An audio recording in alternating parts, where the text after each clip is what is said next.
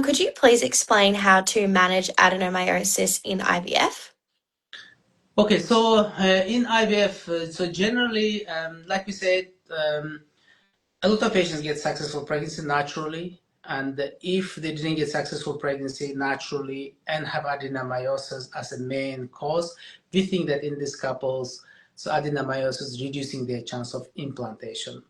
So, and a lot of these patients get successful pregnancy just simply doing IVF. Why?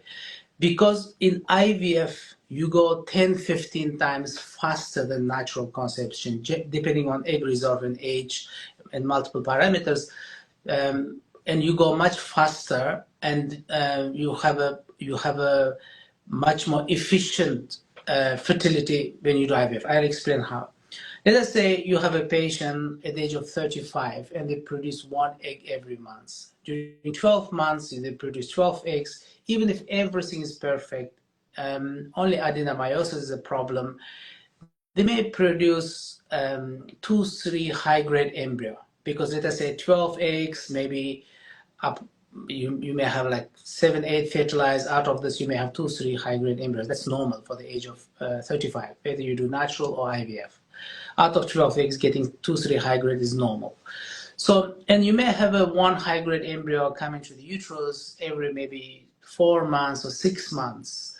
So chance of implantation for the 35-year-old high-grade embryo should be approximately 35% if you do not have adenomyosis. If there is adenomyosis, that chance can be reduced by 25-50%. Maybe chance is now 15%, 20% per embryo. So likelihood of successful implantation within a whole year of trying, even if there isn't any fertility problem except adenomyosis, maybe approximately 30-40%. But same thing you can do in one cycle of IVF. You can get 10, 12, 15 eggs out of this 2, 3, 4 high-grade embryos in controlled condition.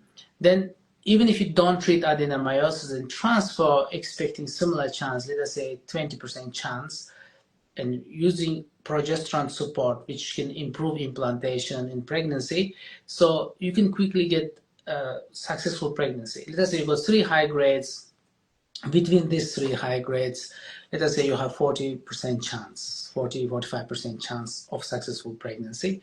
If it doesn't work, you can do more IVF and you can quickly get successful pregnancy.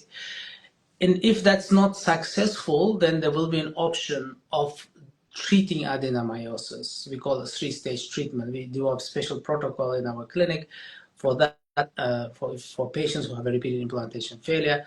Then you can treat the adenomyosis and reduce the inflammation, and then transfer and have a higher chance of implantation.